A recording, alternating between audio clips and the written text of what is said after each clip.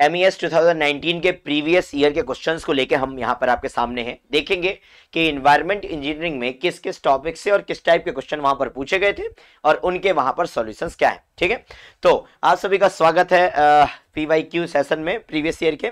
और सबसे पहला क्वेश्चन अगर हम यहाँ पर देखते हैं तो हमारे पास में है कि if the sewer is to be designed for the non-scouring velocity of 5 meter per second, which among the following material would you recommend? आपके पास 5 मीटर पर सेकेंड की नॉन स्काउरिंग वेलोसिटी बोली गई है और बड़ा कॉमन सा स्टेटमेंट है जब आप वहां पर ब्रिक सीवर को पढ़ते हैं तो आपके पास उसमें लिखा मिलता है कि जब लार्ज आपको वहां पर सीवर बनाने होते हैं तब आप उसको वहां पर यूज करते हैं, ज्यादा वेलोसिटी के लिए यूज कर पाते हैं। और वहीं पर एक स्टेटमेंट ये लिखा मिलता है नॉन स्काउरिंग वाला। तो आपके पास में यहां पर अगर देखेंगे तो ग्लेज्ड ब्रिक सीवर यहां पर ये आपको ऑप्शन में दिखाई देगा एंड द राइट आंसर आपके पास में यही है। सीवर का पार्ट आपके पास, डिजाइन ऑफ सीवर का पार्ट थोड़ा सा रटने वाला है, कभी कभार इससे क्वेश्चन वहां पर पूछ लिए जाते हैं। ठीक है, तो कास्ट आयरन सीवर यहां पर नहीं है, इनका अपना अलग प्रॉपर्टी है, स्टोनवेयर का अलग है, सीमेंट कंक्रीट का अलग है। The right answer is glazed brick sewer यहां पर हमको देखने को मिलता है। नेक्स्ट आगे चलेंगे हमारे पास में, तो select the incorrect pair. Incorrect pair हमको वहां पर देखना है, वेस्ट वाटर ट्रीटमेंट से रिलेट कर रहा है। तो हमने अगर एनवायरमेंट पढ़ा हुआ है तो हमें इतना तो समझ में आ ही जाएगा कि ये आपके पास वेस्ट वाटर में मिलता है। तो सीधी सी बात है, इनकरेक्ट पेयर देख लेते हैं। भाई ग्रिड चैम्बर इनऑर्गेनिक पार्टिकल के लिए करवाते थे और देखें तो सैंड सिल्ट तो इनऑर्गेनिक पार्टिकल होता था, बट क्योंकि आपके पास में यहाँ पर ऐसा कुछ मेंशन नहीं है, बट ठीक है साइज मेंशन नहीं किया है, जनरली 0.2 m से ज्यादा के लिए आप यहाँ पर ग्रिड चैम्बर को डिजाइन करते हैं। So second one is aeration tank suspended impurities के लिए। एरिएशन टैंक जो है आपके पास यहाँ पर ये हम यूज करते थे ऑक्सीजन मिलाने के लिए, अगर आपको याद हो, ऑक्सीजन मिलाने के लिए, डिसॉल्व गैसेस को निकालने के लिए एयर के कांटेक्ट में लाते थे। कैस्केड एरिएटर अपने पास में यहाँ पर आता है, कैस्केड एरिएटर हो गया। इसके अलावा अपने पास में वहां पर स्प्रे नोजल मेथड हो गया, आपके पास यहाँ पर ट्रे टावर मेथड हो गया, डिफ्यूज एयर मेथड हो गया। सो इस एरिएशन टैंक में हम एयर को मिलाते थे, डिसॉल्व गैसेस को निकालते थे, सस्पेंडेड इम्प्योरिटीज को निकालने का कुछ भी सिनेरियो वहां पर नहीं था। Next skimming tank, so a right है, बी रॉन्ग है। Skimming tank fat and grease, okay that is okay, grease and oil के लिए फेमस है स्किमिंग टैंक, ओके हो गया। स्क्रीन, स्क्रीन में आपके पास में क्लॉथ एंड पेपर को आप यहां पर देख रहे हैं, हैवियर सस्पेंडेड इम्प्योरिटीज को निकालने के लिए करते हैं। क्लॉथ पेपर भी आपके पास यहां पर आप रिमूव करते हैं स्क्रीनिंग में। ठीक है, तो आपके पास अगर आप यहां पर देखोगे तो इनकरेक्ट देखना है। So A is right, C is right, D is right. So the right answer is आपके पास में ओनली बी यहां पर राइट आंसर हो जाएगा। और अगर आपको ट्रिक से ऑप्शन से करेक्ट करना होता ना तो स्किमिंग टैंक में फैट एंड ग्रीस है, अब सी यहां पर भी है, यहां पर भी है, यहां पर भी है, तो डी तो राइट आंसर होगा ही। Is it okay? आगे चलो, थर्ड वन अपने पास में यहां पर आता है, carbon monoxide is considered as most poisonous gas in urban area because first one it causes loss of sense of smell. Oh ये बात नहीं है आपके लिए, loss of sense of smell के लिए रॉटन एग स्मेल वाली अपने पास H2S आती है, तो ये वाला काम नहीं है। Carcinogenic in nature, carcinogenic compound अपने पास में, colour causing compound, taste and odour वाले कंपाउंड हमारे पास कलर कॉजिंग ये कार्सिनोजेनिक होते हैं, ये नहीं होगा।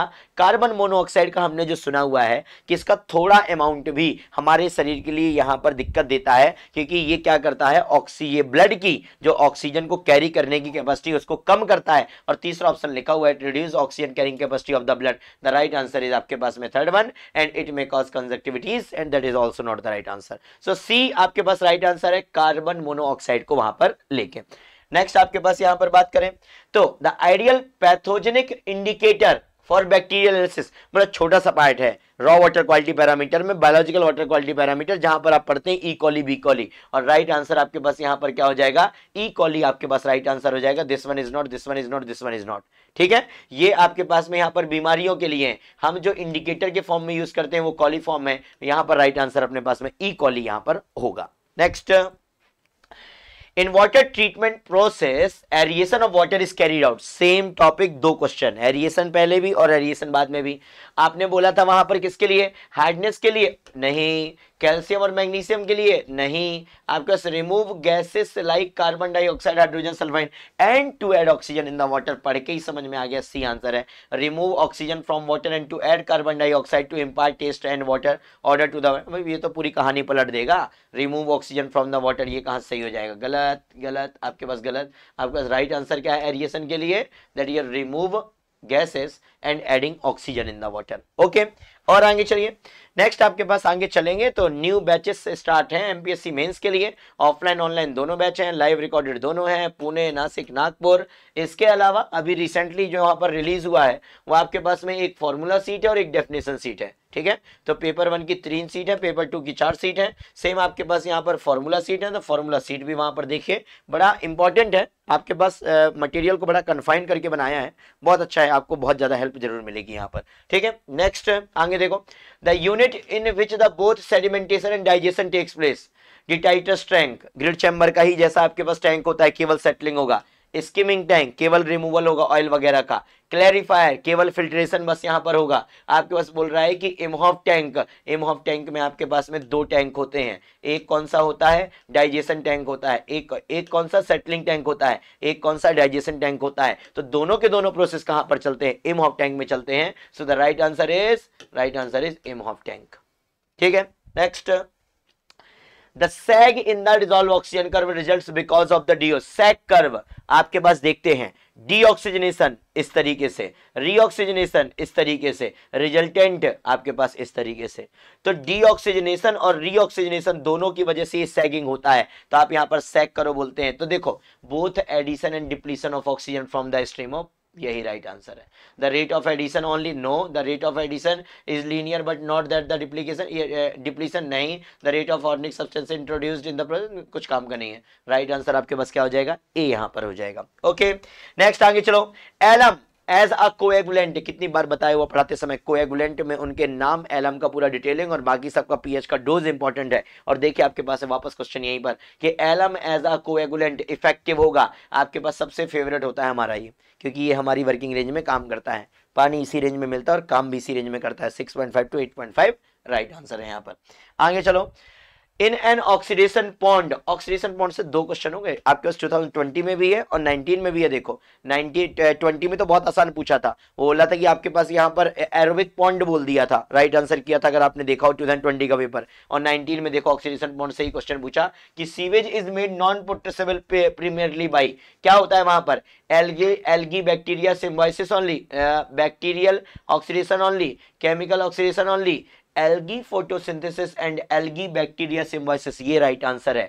ऑक्सीडेशन पॉन्ड में टॉप लेयर में क्या दिखाई देता है, एल्गी का ग्रोथ होता है, ये एल्गी सनलाइट की मदद से क्या बनाती है, O2, इस O2 को यूज कौन करता है, माइक्रोऑर्गेनिज्म, और माइक्रोऑर्गेनिज्म यहाँ पर जो आपके पास रिजल्टेंट प्रोडक्ट बनाता है वो आपके पास हेल्पफुल होते हैं, किसके लिए, एल्गी के लिए। तो एल्गी फोटोसिंथेसिस राइट आंसर है, और साथ में algae bacteria symbiosis, symbiotic relationship यहाँ पर बोलते हैं, जो इसके बीच में यहाँ पर एग्जिस्ट करती है। एक और करती है एरोबिक एंड एनारोबिक के बीच में, but that is not mention in the question. तो हमको जो पूछा है हम उसके पीछे भागेंगे और उसके पीछे भागेंगे, तो राइट आंसर हमारे पास क्या हो जाएगा, डी यहां पर हो जाएगा। तो देखो, वेस्ट वाटर से आपके पास में यहां पर एक क्वेश्चन, आपके पास यहां पर एलम रॉ वाटर ट्रीटमेंट से एक क्वेश्चन, आपके पास यहाँ पर सैग कर्व, ये आपके पास self purification system of the river का एक पार्ट हो गया। आपके पास यहाँ पर ये कौन सा, Imhoff tank waste water treatment से एक क्वेश्चन, आपके पास में यहाँ पर वाटर ट्रीटमेंट में एरिएशन, रॉ वाटर से 2 क्वेश्चन, वेस्ट वाटर से 2 क्वेश्चन।